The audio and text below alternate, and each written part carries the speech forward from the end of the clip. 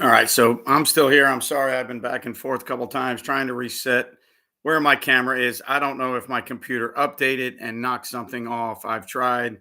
It says that there's a function F8 key that could strike your camera.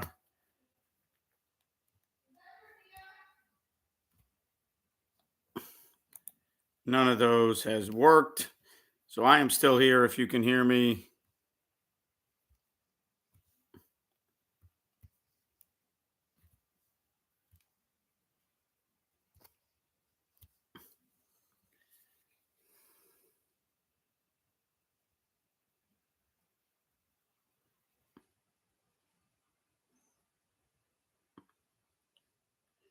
I'm currently searching on my phone how I can fix the issue with my camera on my laptop.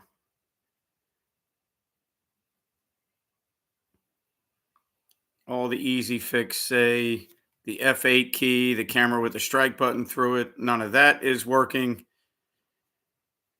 So I am wondering if there was some type of update on my computer or something that has got me all screwed up here. Install apps, default apps, offline, video playback, HDR, process video automatically to enhance it. The preview shows what the video look like with the current settings, battery options, HDR display, power and battery. I don't know what any of those things are or what they mean.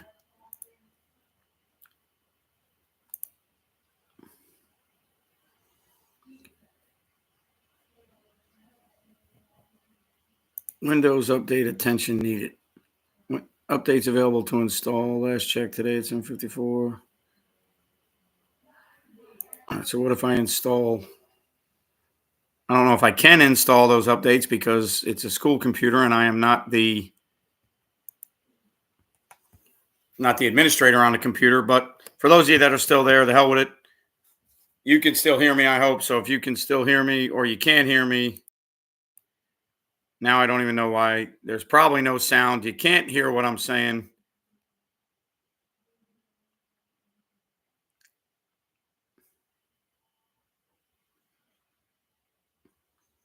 All right, if you can hear what I'm saying, then I'll just rip it from here. I don't know what the camera issue is. I apologize to you.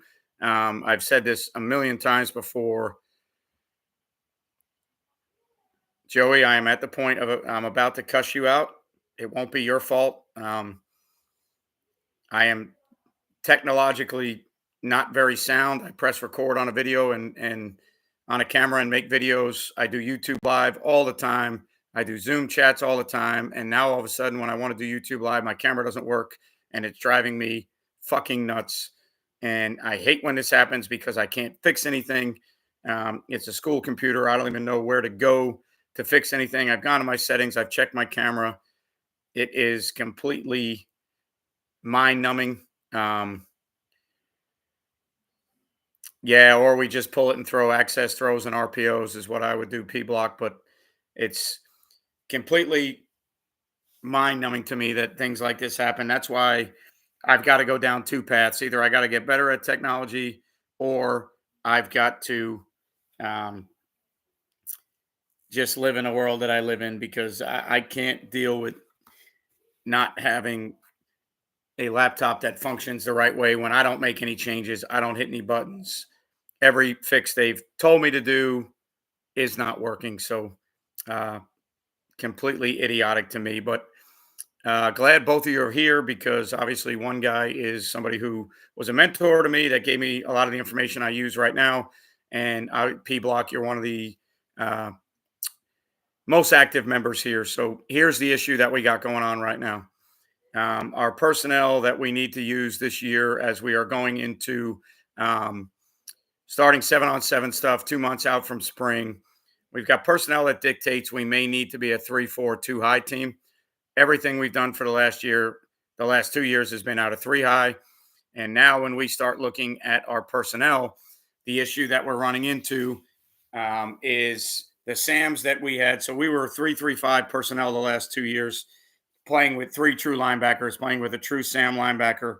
And now when we switch, some of the Sam linebackers that we had, when we go back to two high without changing personnel, the Sam linebackers that we had are Sams that we chose based on being 3-3-5 personnel and not using them in any of our 3-by-1 coverages. And now when we switch to two high, we have now figured out that some of our 3-by-1 stuff we can't do with some of the kids that we have because we have true Sams on the field. So now we've either got to go back and adjust how we play certain things with a true Sam on the field, or we've got to fix our personnel, which kind of bothers me a little bit because we've developed a couple kids the last 2 years, younger kids that are Sam linebackers now. So I don't want to completely change the personnel. Long story short is we're trying to create a system for a kid that was a tailback for us. And he no longer is the starting tailback. He's a 10th grade kid. He's 6'1", 190 pounds. I think he needs to be a weak side outside linebacker. Not sure if I can put his hand on the ground. Either way, if we did that, he's not a 4-eye in our tight front stuff.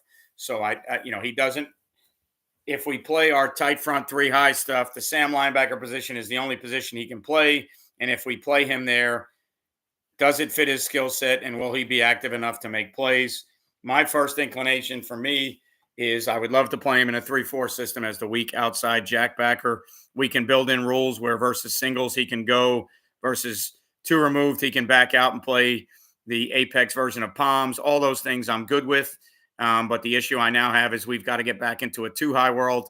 So now we've got to look at our adjustments to 3-by-1 and how we're handling motions, because all of those things were completely different for us the last 2 years in the 3-high world.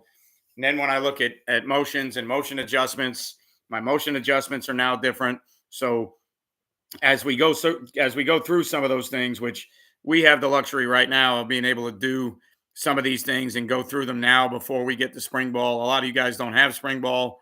Your issues won't be solved until the summer or your install in fall camp. So I don't want to sit here and bitch to you about my issues, because I realize that I am kind of spoiled and blessed to have the ability to do 7-on-7 stuff and work through these problems.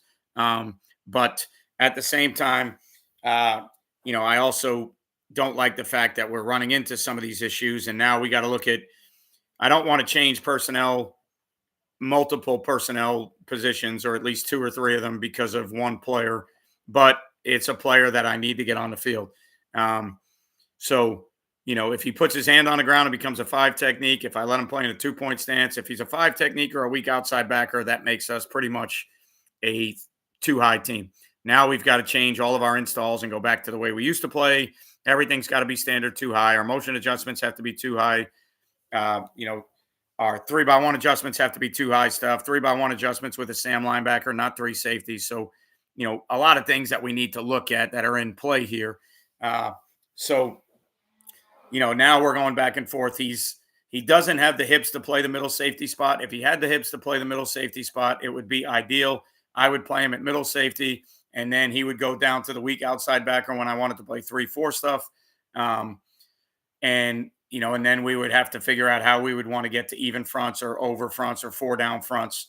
I realize if I play him at the Sam linebacker, obviously, from 3-high, it's a little bit of an issue, but the first thing you could do is you could send him, and Joe, you will absolutely appreciate this, but if we were tight front 3-high and we wanted to get to over, we could add the Sam and play 3 swap. Your old school, today's sim creeper world that everybody talks about, the nickel from the field and sending him and dropping guys and playing coverage. I learned it 25 years ago from somebody that is sitting in on this session right now as a 3-4 reduction team. He would angle the front away from the Sam, send the Sam, and drop down the strong safety or one of your safeties behind it and play 3 deep. So I do realize that is obviously a scenario in a world that we can live in. So we could start tight 3-high with this player as a Sam backer. And then when, the first adjustment we could make is moving the front away from the Sam and bringing the Sam, which would get us into quasi over. I like that adjustment versus open spread stuff. The issue we're going to have now is how are we playing tight end sets? That was the 3-high issue to begin with. um, you know, teams started using bigger personnel, uh, tight end attached, things like that that we needed to handle in three high. So now what's going to be my adjustment to that? I don't know if the adjustment is necessarily just slanting the front and bringing the Sam. I guess we could. He's big enough for me to be a seven technique, so we could probably go to four down and and rotate a safety down, leave the middle safety in the middle of the field and play three deep. Um, we could send him off the edge and play three deep. If we wanted to play split field, I would have to move a bunch of pieces around to get to the ability to play split field. So kind of in a little kind of a conundrum right now, a little bit of a spot of bother, if you would, for me. Um, we got pretty good playing tight three high the last 2 years. I don't know, you know, if we change from what we've been doing now, it's all we're still playing quarters toolbox. Don't get me wrong, we're not completely changing coverages. We're still middle of the field open, but now the issue that we get into is I've got to go back to the two high world. I've got to teach 3x1. Do we have a third safety? Are we playing with the true Sam? Then I got to teach motion adjustments. So that's kind of the world we're living in right now, and I'm leaning towards doing that because this kid has to be on the field for us.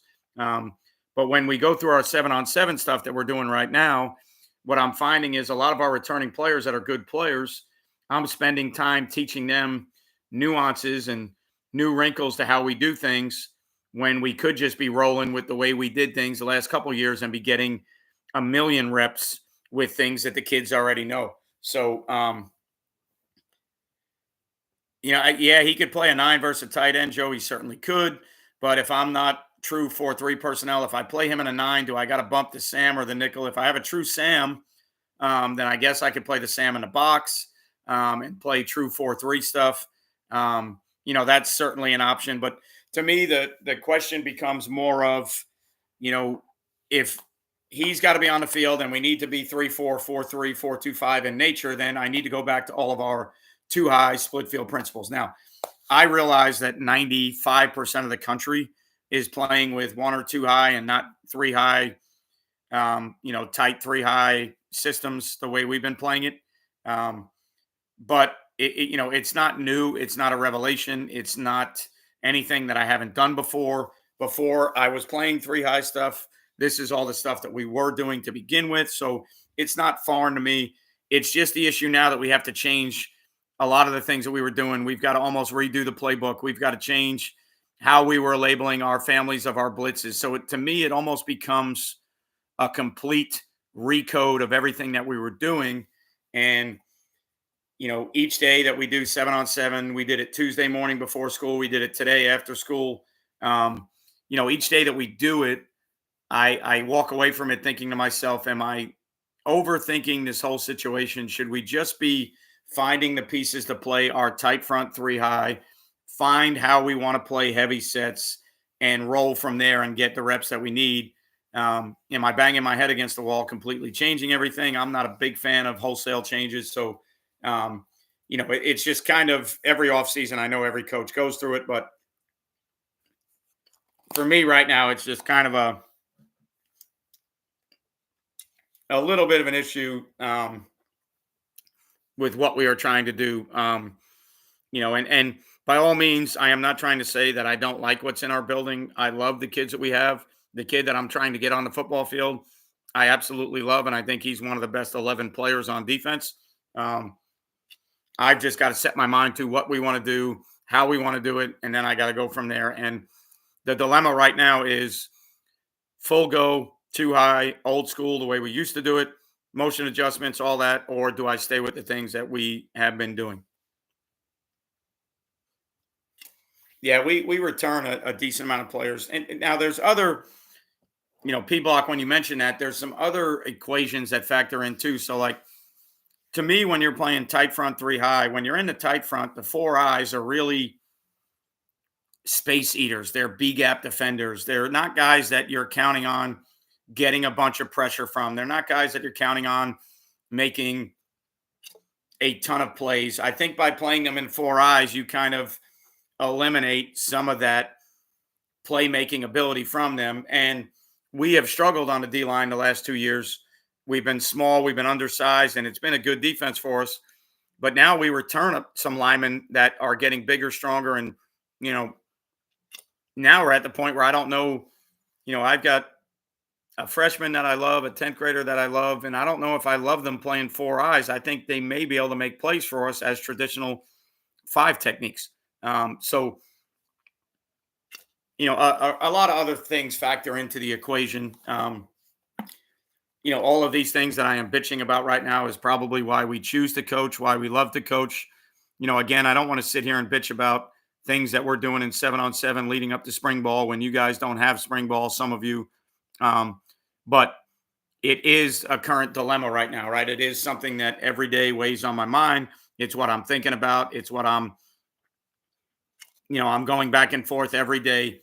Play what we played, play this kid at Sam linebacker, find a kid we like at middle safety, and then build our heavy personnel adjustments off that. Put this kid in a better position than Sam linebacker for his skill set where he can make more plays. I don't feel like in our tight, it's hard to argue that certain players on the defense aren't in a position to make plays. I look at what we do in our quarters toolbox and how we play with three high safeties. And I'm not sure if the Sam for us, the way we play defense, is a position to highlight a kid making a bunch of plays. I think the Sam is very important to what we do, a lot of our coverages. But in our three high system, he is part of our blitz packages. Don't get me wrong. So we can send him. But when I think of a kid that's active, 6'1", 200 pounds, played tailback, I think of five technique, weak side jack linebacker, rushing 90% of the time. When he does drop, he's got the capability to be a curl flat defender, do some things to where, he's not a typical defensive end. But I don't know if taking a kid that has his skill set and making him a Sam linebacker puts him in the best position to make plays. Now, does it put us in the best position to win games? That's the ultimate argument. If I play him at Sam and I find a middle safety, which I think I have one that I like, and we play defense the way we played it the last 2 years, which we've been to the playoffs both years, 8-2 and a district champ 1 year and 6-4 last year. So we're obviously not suffering by any means. First year we played way better defense than we did this past year, but I think we still played solid defense at times. So, the dilemma is, do we get away from that? Do we go to something different? Do we have to teach something different? Or do I plug him in a spot in my defense already? So this goes back to, a couple of the videos that I recently did on YouTube and some YouTube shorts I did where, I discussed the difference between our football and NFL football, right? So, in college and NFL football, you have a scheme, you have a coordinator, you are going out to find players to fit that scheme. In high school, we have players and we've got to fit our players to the scheme, or fit our scheme to the players is a better way to say it. We're not going out and finding players. We're not finding free agents. We're not trading for players. If we make a change to a 3-4, we're not going out and finding the pieces to fit the 3-4 like they do in college and the NFL. So when we look at our personnel, I think as high school coaches, what we need to figure out is we need to be adjustable every year. We need to be flexible every year, because if the personnel changes, then we need to change. That's the philosophy, and I'm okay with that philosophy. But as we start to do our 7-on-7 stuff, you start to realize that there's more issues than you thought on paper. The Sams that we trained aren't really, able to play the things that we've been playing in three high. So, we've created a skill set of a player that now doesn't fit the other skill set. If we play the Sams that we've created in a 3-4 or a 4-2-5 structure, that changes how we play 3-by-1, because for us in a three safety world, our 3-by-1 coverages were always dictated by the fact that we could handle 3 vertical and 2 vertical with safeties. We never had the Sam with a vertical carry responsibility.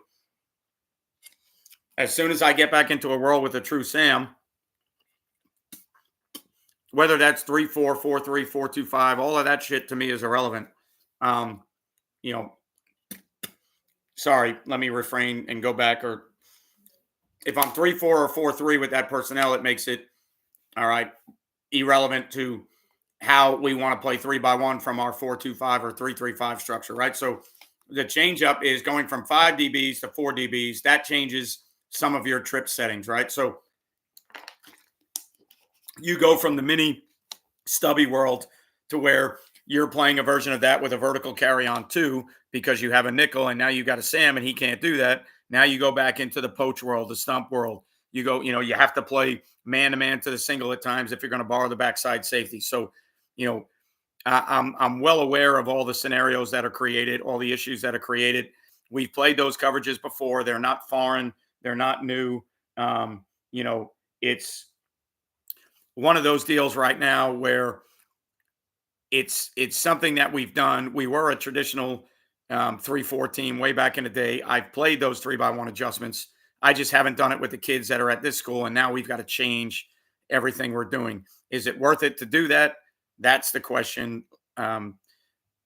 19 minutes of ranting about my camera not working and our issues with what we are doing right now. And, the bottom line is I have to make a decision. Is it worth it to teach some of these things that are different and new to put the best personnel on the field? Or do I want to stay in the world that we've created the last 2 years where we have set up younger players to play certain positions in the defense?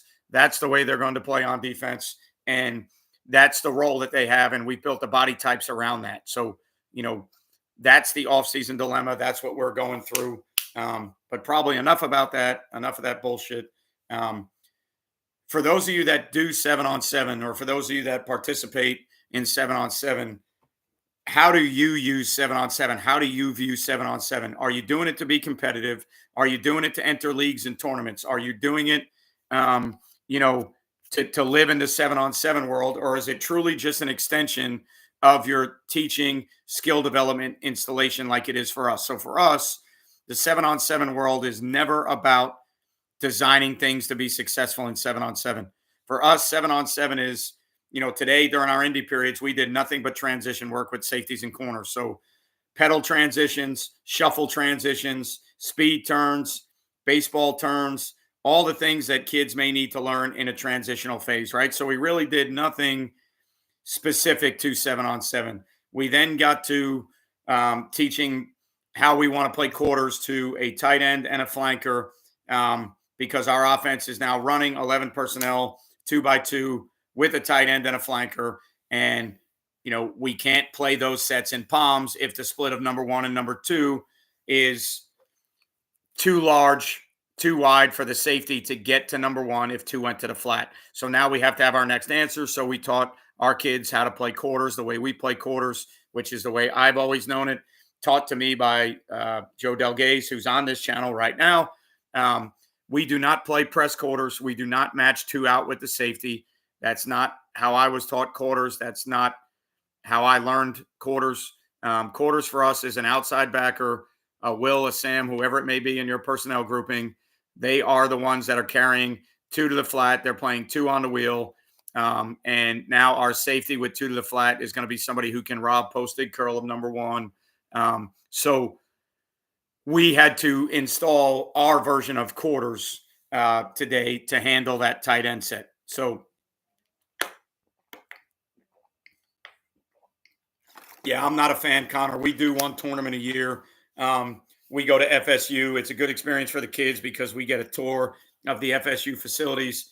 I hate it as a coach and a coordinator. I'm getting empty 3-by-2, 4-by-1, all the shit that you see in 7-on-7, the tailbacks running down the middle of the field. The great thing for us the last 2 years was we kind of screwed, all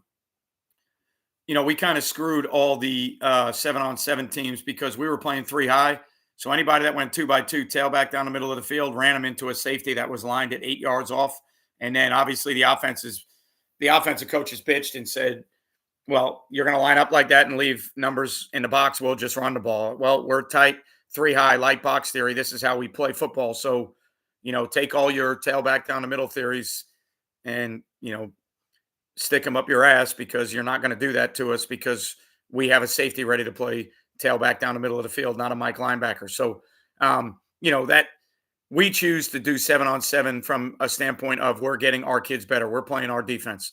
we're using our offense, right? We're not. My head coach, as an offensive coach, is not going to install beaters for 7-on-7. He's going to install his offense. That's the way we view it. So to me, it's I don't live in the world of arguing the pluses and minuses of 7-on-7 because to me, 7-on-7 is all about how you use it.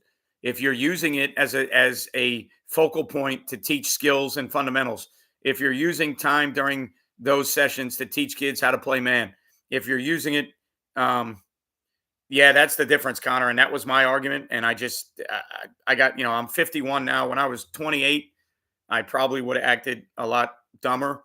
But at 51, I try not to let it bother me. If you put my film on, that's how I play defense. If I put your film on, is that how you play offense? That's the age old argument. We know that. We've all seen it where we go 7-on-7 against teams that we played in the past that were 22 personnel or 32 wing T type teams. And now they're empty in 7-on-7 and they throw the ball 3 times when we play them during the regular season. So, that's always the dilemma. The new dilemma has become 7-on-7 tournaments and travel teams going to these tournaments. And what are they playing? What are they teaching? What are the kids learning? Kids wearing bucket hats and doing backflips. All of that nonsense that we're dealing with. That's the alter ego of 7-on-7 and the issue that everybody's kind of going through now. And, but to me, I really don't get involved in that. If that's what you do and that's what you want to do, then so be it. That's your choice. There's a world for that. There's a market for that, obviously, out there. People are taking the money grab and they're doing those things and charging kids a ton of money to play. And the kids actually think they're getting exposure when my argument would be, I don't know how many times head college coaches, recruiting coordinators, and offensive and defensive coordinators are at parks watching 7-on-7 tournaments.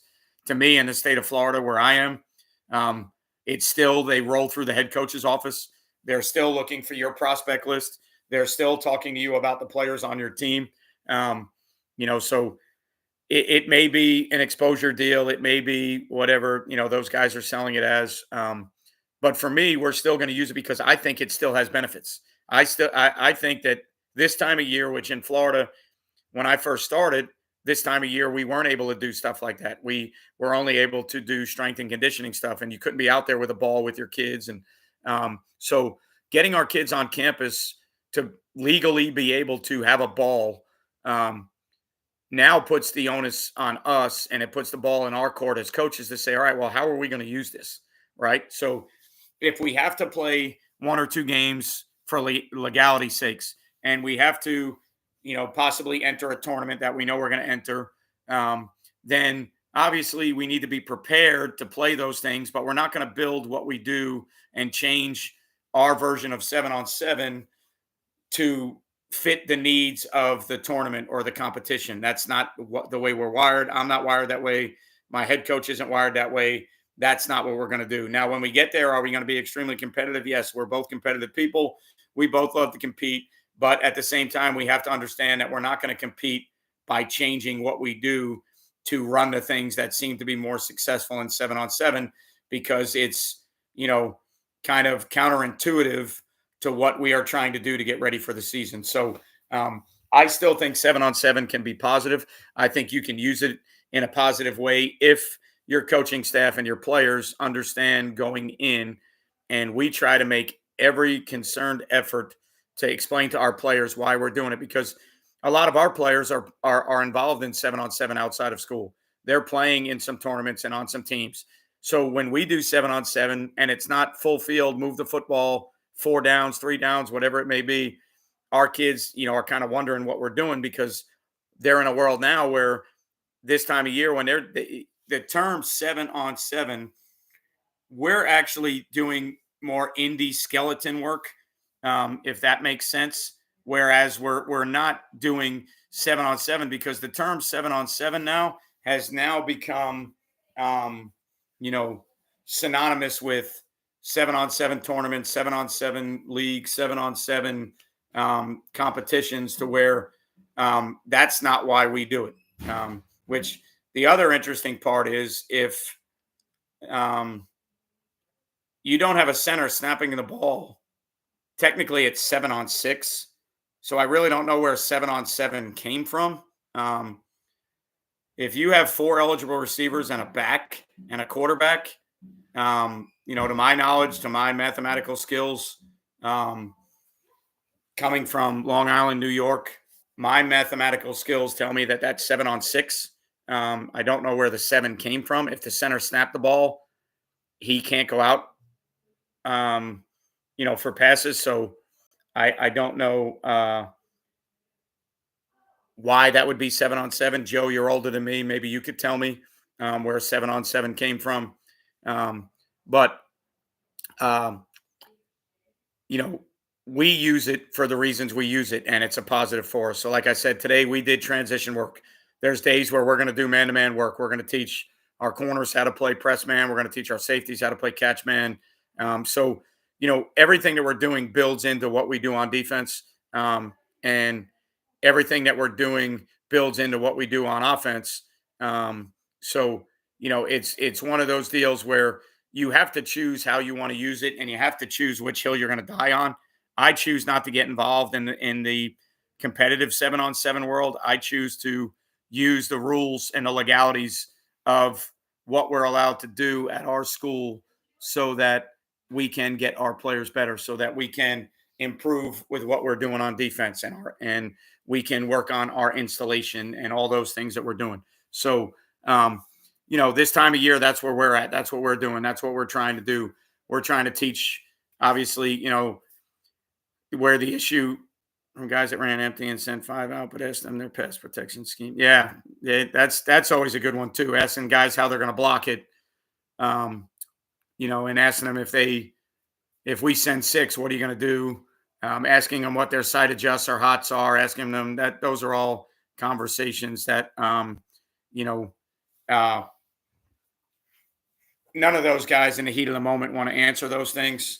They don't want to talk protection. They don't want to talk. They just want to live in a world of we're releasing five and you've got three Mississippi and you can't touch the quarterback. There's nobody in his face. So let's go. I also think it's, again, for every positive, there's a negative. I think it's good for quarterbacks, but I think it's also detrimental to quarterbacks because every throw is unabated. Every throw is a clean pocket where if you're coaching quarterbacks in high school football, you better teach them how to make throws with different arm angles and manipulating windows and pockets, because there's never really a ton of clean pockets in high school football, right? Offensive linemen are hard to find. Offensive linemen that can pass block are hard to find. Finding five of them is really hard to find. So, when you're sitting in a clean pocket, you know, it's one of those deals where if you're sitting in a clean pocket with no hands in your face and you never have to use your feet to move the pocket and you got four Mississippi to throw the ball, yes, you're throwing the ball. Yes, you're working on concepts. Yes, you're working on timing. Yes, receivers are catching the ball. But that quarterback is not getting a pocket presence. He's not getting a true feel for what's going to happen when he's in a live game. So, again, for every positive, there's a negative. I just choose to use it the way we want to use it and say, I'm not going to worry about the negatives. We're going to use this as a positive, right? We're going to teach our offense. We're going to teach our defense. We're going to teach formation rec. We're going to teach our coverages by formations, right? Our check with me defense, the way we play defense. And, we're going to build a skill set. We're going to teach transitions. We're going to teach breaks. We're going to work half line drills, and we're going to work our pattern match. And then we're going to install our spot drops. So, it certainly has a place for us. It's good to be out there doing it again. That hour that I'm out there, you get all the juices flowing again. This time of year, you got so many other things going on. You're at the back end of the school year. If you're a teacher, you're absolutely wiped this time of year. And, I teach freshmen in a health class. So, that hour that I get out on the field, it's, a pretty good release. It's a pretty good, reminder that, yes, I love coaching and I love coaching football and I love everything about it because, leading up to this time of year, you get so burnt out with everything else that's going on, without football, that you kind of realize why you do what you do. And you kind of realize, you tend to realize that the things that are important to you and how nice it is to be on that field for an hour and forget about everything else that's going on, forget about what's going on in the real world, the school system, your teaching job, your day job. For you guys that are adjunct guys, what's going on at your job. It's just one of those things that it's good to get back into it. And I'm glad that we have the legality of 7-on-7. I'm glad that we can do it. I'm glad that we can do it in a manner where we don't have to create a travel team and play in leagues and tournaments, because that to me, I would lose. So, the juice that I have for an hour right now with football being back, if we were playing in 7-on-7 tournaments week in and week out, I would lose that juice in a really short amount of time. I would be so frustrated with 7-on-7 that um, you would then lose all of that juice that you had. So the running back pipe route would be more effective in games in which teams that use air raid wide open. I mean, anything you do to create room. There's tons of clips on social media where guys are actually running that route and finding room and getting guys down the field. And obviously, like the ISO RPO stuff is a bitch where teams are running quarterback ISO with a guy that looks like he's ISO into Mike linebacker, and then he runs right by him. I think P block, if you had wider splits, it would make it more effective. To be honest with you, it's not even so much that the guy releasing through the line of scrimmage vertically down the field. I can count on my hand the amount of times that we defended running backs, true running backs, not sniffers, not Y off, true tailbacks in 2x2, 3x1, or whatever set you want to give me, that ran vertical down the field. They never, that play, even if he releases outside the tackle box, that play, now the sniffer or the fullback vertical, yes. Is he going to release outside the tackle box and go? Yes. The tight end that's attached at the hip, yes. The tailback that's lined up in 2x2 behind, offset in the shotgun in a traditional tailback position, he does not go vertical when we play our regular season football games. I don't see it. I never see it. Do they go empty? Yes. Do they send guys vertical from empty? Yes. Do they send a sniffer vertical? One of our best RPOs for split field coverage teams for us as a two-back team was we ran zone lock theory. So we blocked it like ISO, and we read the front side inside linebacker. We had two removed to the field or the strength of the formation. We ran snag corner or smash theories to the field, and we ran the sniffer from inside the tackle box, right? So our sniffer was inside the tackle box. He was a guy that would arc release on power read. He was a guy that would arc release on jet sweeps and bash reads. So he was already a player that arc released. So we would block an ISO scheme, and instead of ISOing the inside linebacker, we would read him and we would release the sniffer vertical down the middle of the field versus middle of the field open teams.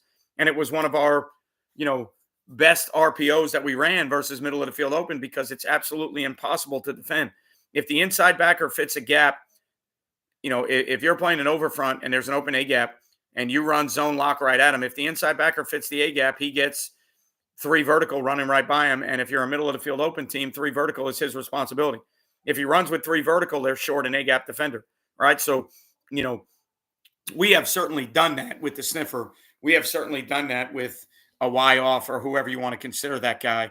But the amount of times on film that you look at a tailback next to the quarterback, 5 yards deep, going vertical outside the tackle box. All right. Let alone forget about the pipe route inside the tackle box. Yeah. Wider splits, find the open A gap and see if you can sneak through there. Forget about that. Just the fact that he can go outside the tackle box to go vertical, we never see it.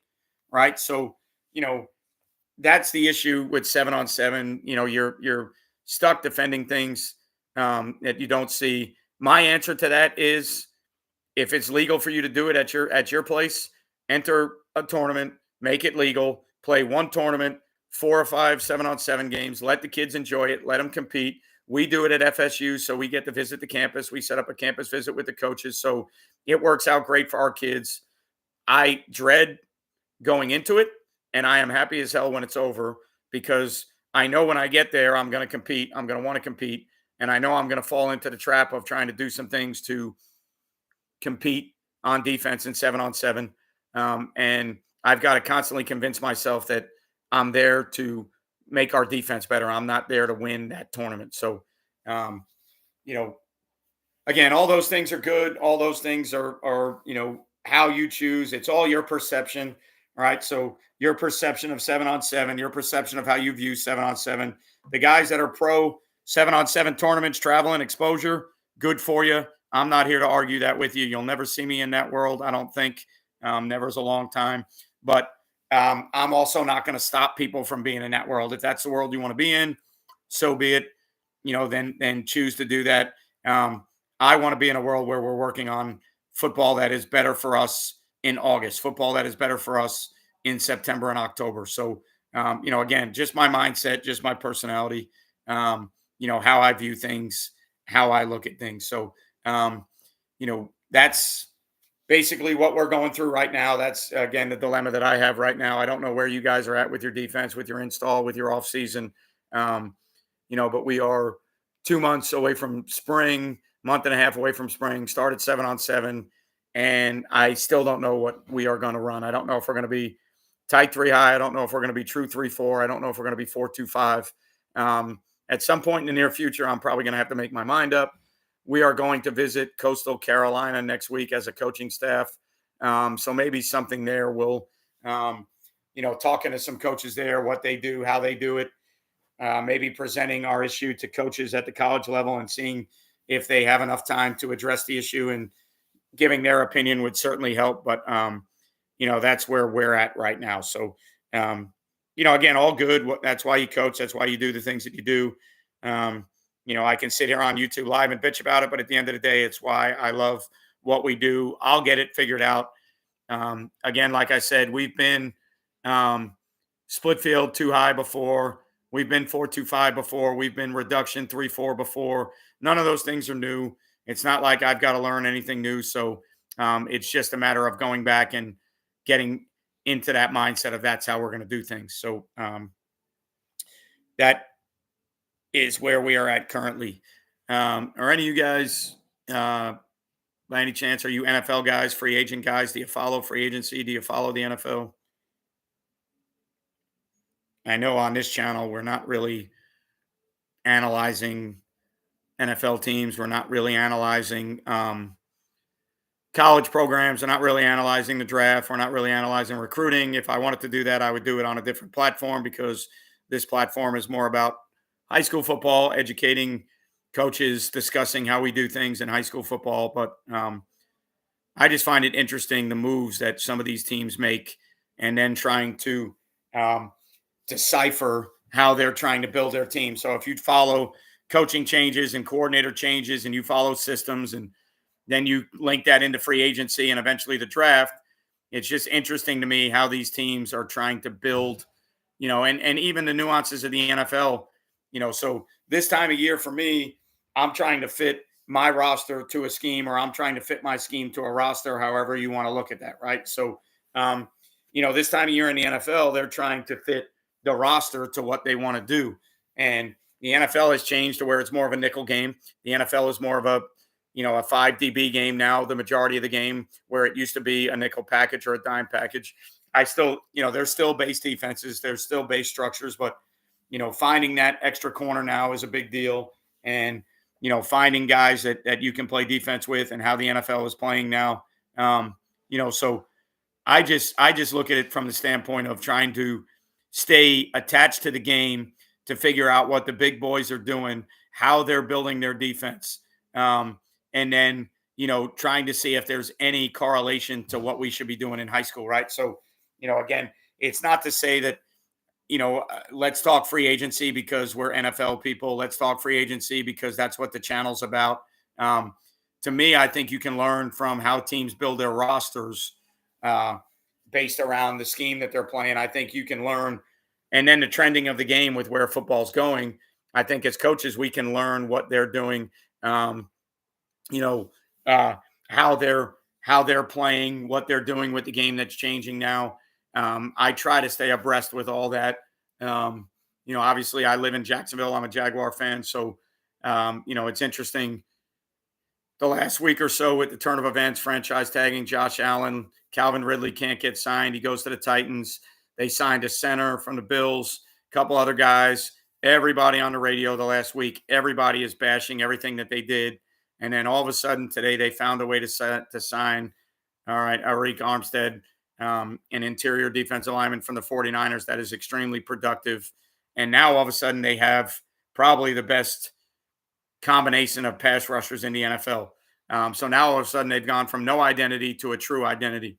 They've gone from a team that is now basically, with that signing, to me, has said this is where, even with Trevor Lawrence, Even with the franchise quarterback that we took 2 or 3 years ago, this is where we're hanging our hat. And I think for us in high school, that's important because I think we should be building our teams the same way, right? We know the kids we have, right? We should be building our teams around what our identity is going to be. And to me, you can look at college football and the NFL and you can start seeing how they're building their team to say how they're going to play football. And I think to me, we went from a complete change. The Jags went from having a completely miserable offseason, everybody pissed off, every sports, sports talk radio, everybody that talks about the Jags was extremely frustrated with the GM and this move that they made today. Now, all of a sudden, everybody's back on board. And that's how the game changes. Like that's for fans, it goes that way all the time, right? They're hot and cold, high and all you can do is complain about it. We have everyday jobs. We don't do that for a living. So all we can do is second guess what they do, right? That's what makes it beautiful. But to me, that signing basically says this is what we are going to do. We are going to be good up front. We're going to get after your ass. We're going to pressure with the guys up front to protect the back end. That is how they are building it. So I don't just grow on trees, especially elite guys. Definitely. Yeah, I mean, big people that are athletic are really hard to find. And obviously, the NFL has a greater choice than we do in high school. But even for the NFL, finding big people that are good at their job is not that easy. You got to find the right ones, right? So for the Jags, the identity was they're terrible up front in the trenches. Obviously, pass rush wise, they were really good, but they got bullied on defense. The ball was ran down their throat. And now, with that signing, I think it makes us to where, all right, look, we're trying to get stronger up front. All right. I think they're going that way, shut down defense. I don't know I don't think they're good enough on the O-line right now to run the football that effectively, but Ridley walks. Now you got to take the only other thing that might happen that'll be interesting is if they now have, pieces in place to trade for T. Higgins or Brandon Ayuk, which could certainly be something that they might do. Now that they are, hey boss, now that they are without Calvin Ridley, and to think that you're going to address receiver at the 17th pick, and get a game changer that becomes a number one right away when you lose Calvin Ridley as your number one. Obviously, if that's the way they got to go and they got to address it that way, that's what the draft is for. I just don't see an immediate impact. There's very few receivers. They're few and far between guys that you are drafting that are immediate impact number one receivers in the NFL. Obviously, there's been some. Don't get me wrong; it's not impossible, but they also need some help on the back end. They still need some help up front. So what they do at 17 in the draft is going to be interesting. If they pull off a trade for a 1/2 receiver like an Ayuk or a T. Higgins, if they have a way to manipulate the cap and trade something, whether, if it's a draft pick, I don't know if we have cap space. If it's a player on the roster, hopefully it's something that makes us a better team. But all those things to me are still interesting because we're doing the same thing with our roster, right? We're just not building it from outside in. We're building it from inside out. So we're trying to take our guys and trying to figure out who's going to develop, who do we like, who's having a great offseason, who made plays for us last year, and we're trying to fit them in what we do because even as a high school football team, we need an identity, right? So what is your identity? You trying to score 50 and give up 49? All right, if you're that good on offense, then so be it. Are you trying to play good defense, which is tougher and tougher in high school these days? Well, what is good defense? 17, 20? What are you trying to give up to make sure that your offense can score enough points to win games? So, obviously it's the talk right now. It's the only thing that's going on in the football world. Occasional 14-team playoff talk or anything else you want to talk, NIL money. None of that is schematic. None of that, really floats the boat for coaches, right? So, people that coach football, that stuff's all interesting, but it doesn't really float the boat for you in the offseason. To me, at least, free agency and the draft kind of moves me in a certain direction because I can at least study how people are trying to build their team. I can at least study the trend of who colleges are signing and are they going lighter and faster to compete against the spread, Or are they going the other way now where Alabama and Georgia and these teams are now, and Michigan, and they're now massive up front, and they're going, they're now going back a couple years and playing football more old school, in the box, physical downhill run, because everybody has recruited light box speed safeties, hybrids, right? So that to me is always interesting. When you can follow the trends of where football's going, I think sometimes you can be kind of a pioneer to flip the trend and catch people off guard. In high school, it's not always going to show up that way, simply because if the roster isn't good enough, it doesn't matter if you're a pioneer or not, or if you're cutting edge, or if you're flipping the trend and changing how football is played from what people are used to. Your roster still has to be good enough to compete. At the college level, at the elite level, I think those guys, can kind of catch people off guard. And with everything trending towards spread, tempo, wide open football, hybrid defensive players, lighter box theories.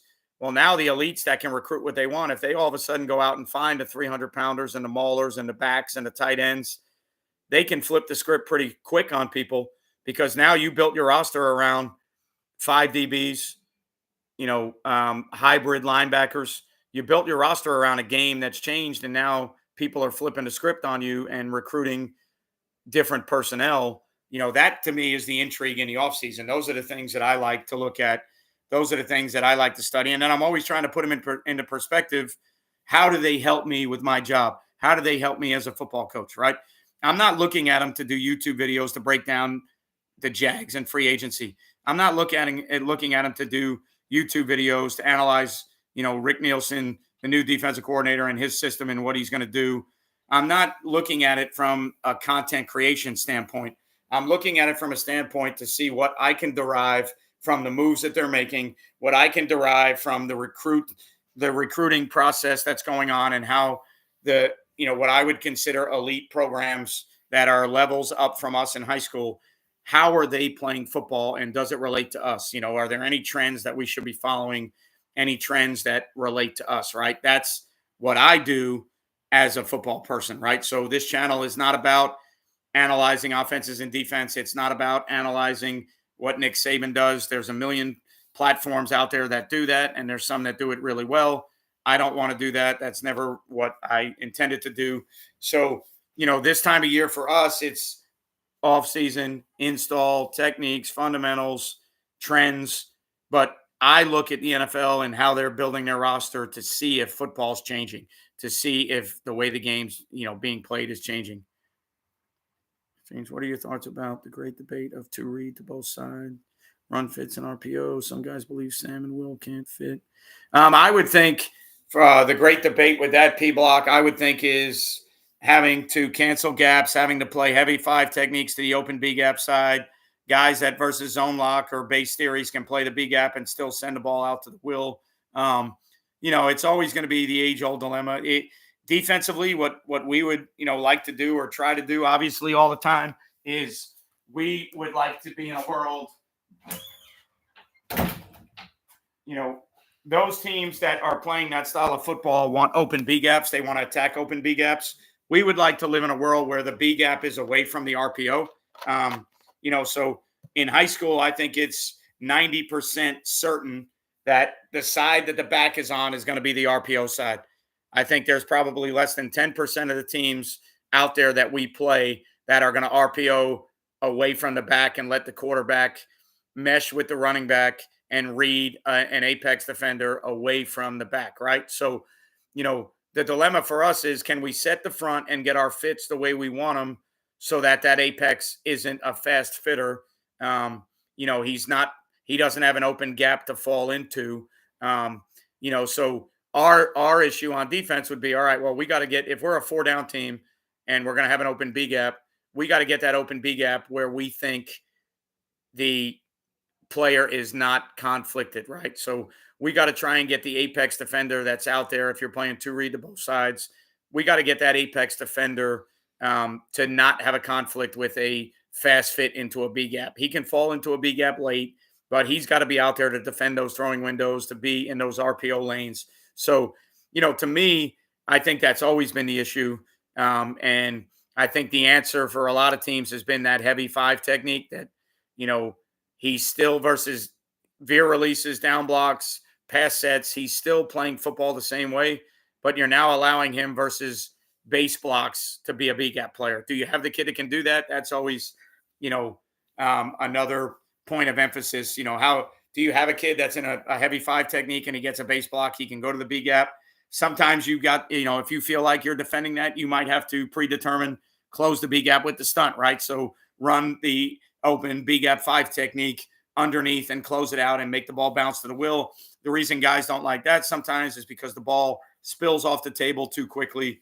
You know, but again, that's the nature of the business. That's what we do. You know, what I would tell you as a tight front team, we don't give open B gaps. So, you know, the RPOs are a little bit different how they're going to conflict players because for us, we're fitting things in the alley with a middle safety. And, you know, we don't have open B gaps. So we're teaching our guys to the side of the back that you're going to be really slow. If that back is downhill meshing inside, you know, we're going to be really slow to that fit. There's no B gap. The ball should matriculate back out to us.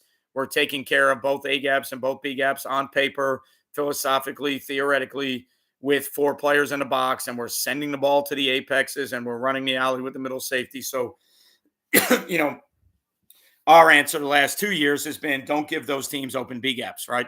But if you're going to be in a world where there is an open B gap, then your choice now becomes can you get the open B gap away from where you think the RPO is? Can you get the open B gap, you know, closed with some type of stunt, right? Because if you're an offensive coach and you know the way defensive coaches think, to me, you know, why wouldn't you figure out where the front is set the back away from the front, and just move the back pre-snap to get them to where the open B gap is, right? So if defenses are going to set, you know, if there's a one back offset back in the shotgun and it's an RPO team, if you're a four down defense and you're going to set the three technique to the back because you want to eliminate the fall in gap for the Sam, well, then on offense, the easy answer is set the back and then just move them pre-snap, right?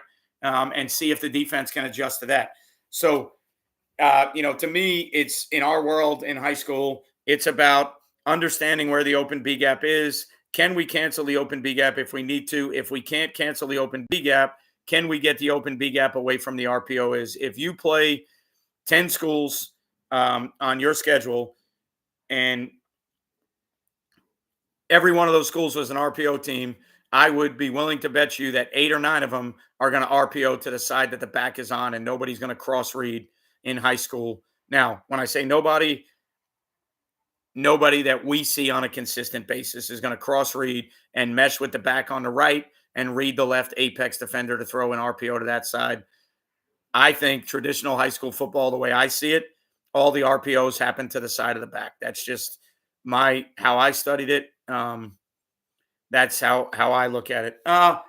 Pistol RPOs obviously are an issue because you can't determine any of that until the quarterback steps and the tailback enters. So pistol becomes a little bit of a bitch. So P block, that is an issue. As an offensive guy that has called offenses, RPO offenses, pistol offenses, I don't like the throwing mechanics of the quarterback in a pistol RPO the way I like them in an offset RPO. With a lot of the pistol entries being A gap or downhill entries, I think the quarterback's mechanics on RPOs change. And that's just an opinion now. That's not something that I have talked to people about. That's not something that I've asked college guys about. That's just working through it with my own players and working through the mechanics of the downhill mesh into the RPO throw. We have always had much more success RPOing from a traditional sidecar offset alignment of a tailback. And that's just, again, strictly my opinion. Have we RPO'd from the pistol? Yes, we have. Have we faced it on defense? Yes, we have. The issue when you face it on defense is you got to teach both overhangs, post snap, who's going to be the slower fold player and who's going to be the faster fold player because the RPO side won't declare itself until after the snap. So, you know, pistol teams that can RPO, that's a world, that's a vibe. It's a really good scene that you can be in. Again, because what's the benefit of the pistol? you're balanced. You can run whatever you want to both sides because the tailback's directly behind the quarterback, just like old school I formation football. So, there aren't as many tendencies with the pistol as there are with offset backs. Usually with an offset back, you can build the tendencies into your guys to go, all right, look, the runs that occur when the back is set over here, these are the runs that are going to happen to your side. These are the runs that are going to happen to your side.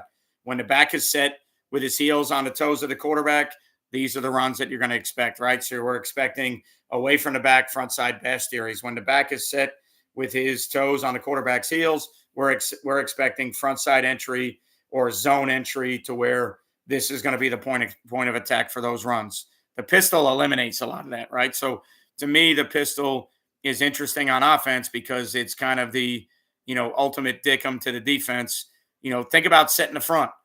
If it's a true pistol team, where are you going to set the front? You're setting it to the field, you're setting it to the boundary, you're setting it to three-man surface. If it's 10 personnel pistol, you got to choose where you're setting the back, right? So that's the other issue it creates for the defense because a lot of people have fronts that they like to set based on where the back is, right? So they want to put the three technique versus zone offense in a certain spot, right? That's the way teams play defense. They want to control that. So, for me, the way I look at it, the pistol world kind of evens all that out, balances all that out. But I don't know if you can be as effective throwing pistol RPOs because I don't like the mechanics. So just going over an hour, guys. Now, obviously, if you joined, my camera is locked. You didn't get a chance to see my wonderful face tonight. Some of you missed out. Maybe some of you are happy. I will figure out my camera deal. And actually what this is going to do, to be honest with you, it's going to piss me off enough to where I'm probably going to do YouTube live again over the weekend because I'm going to be so pissed that when I go to school tomorrow, somebody's going to figure this camera out for me. And as soon as they figure out, I'm going to crank it up and go because that's how spiteful and vindictive I am. I'm glad you guys could be here tonight for the conversation. I'm glad you could still type in the chat box. I'm glad you could hear my voice, but I am extremely pissed off at what happened because I feel like a complete idiot and I feel like it's beyond my control, but I should be able to control it. So now the way I think, when this camera gets up and running again, I will be on YouTube live almost immediately. If you're here, great. If you can't be here, great. Obviously, if you have your notifications on, you'll know when you were doing it. But I will do the next YouTube live as soon as I can just to see that the camera works because I am so pissed off that the camera doesn't work. Yeah, Rock, that's the most difficult one. And if I was coaching offense again, that's the one that I would look at. Because obviously the pre-snap tendencies are there, and then he switches, and that to me I think is the best answer, right? But again, that makes the offense do more things, right? Now you got to jog that back. There's more terminology, more things you got to do. You got to work on the timing of the snap and how you're doing it. So, but again, I would still look at it the same way. If we set the open B gap away from the back and he traded, and now that apex defender has a conflict, well, we would then build it into our game plan that if that happens, we're either going to stunt the 5 technique or we're going to heavy play the 5 technique 2 gap. And he's going to be the B gap player versus some of those zone lock theories or whatever the theories may be. So again, defense is going to have an answer. Ultimately, whether it's trading the back, shifts, motions, everything else, the offense dictates everything, right? So the offense are the guys that can really, they're the ones that are really fucking with everything we do on defense because they're the ones we're trying to catch up to them all the time.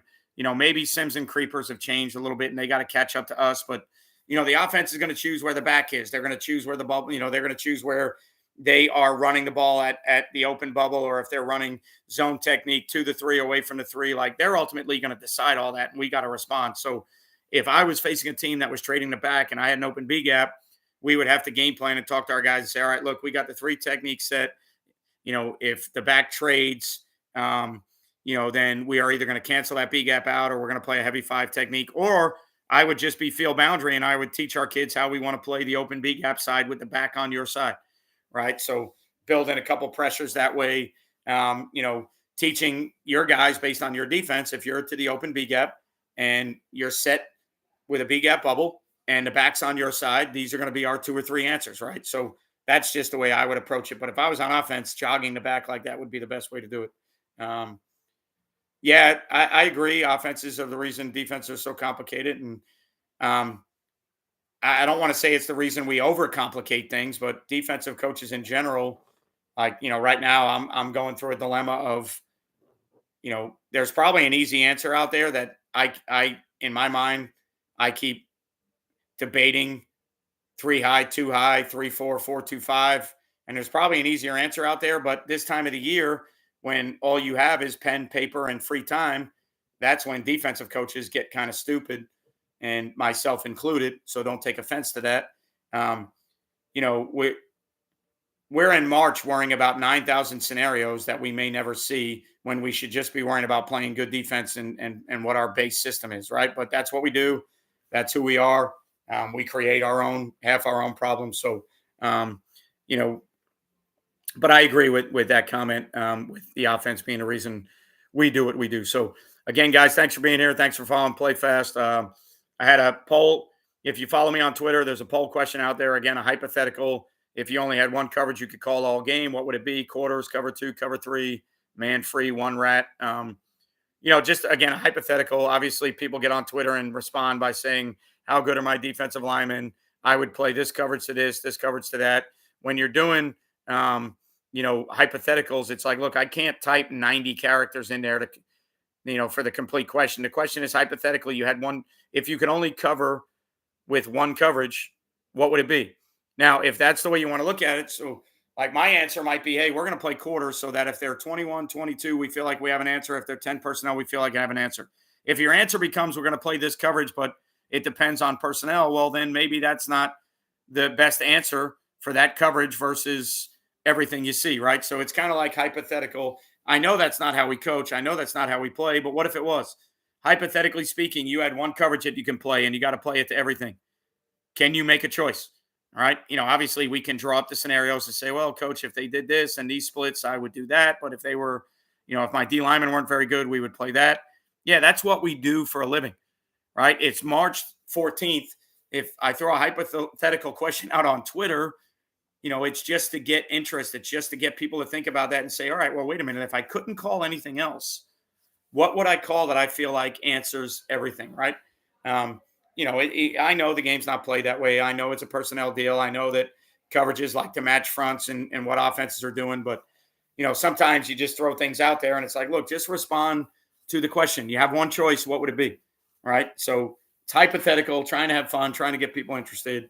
So again, appreciate everything you guys do for Play Fast. I'll get another YouTube video going out again. When I get this camera figured out, I will be on YouTube Live. Thanks for following. Thanks for the comments tonight. Thanks for hanging in there. Even though it was only sound and no camera, you're welcome. If not seeing me on camera is a bonus for you, then I made your day or your week. So you're welcome for that. But appreciate everything you do. Appreciate everything you do for football. Appreciate everything you do for me.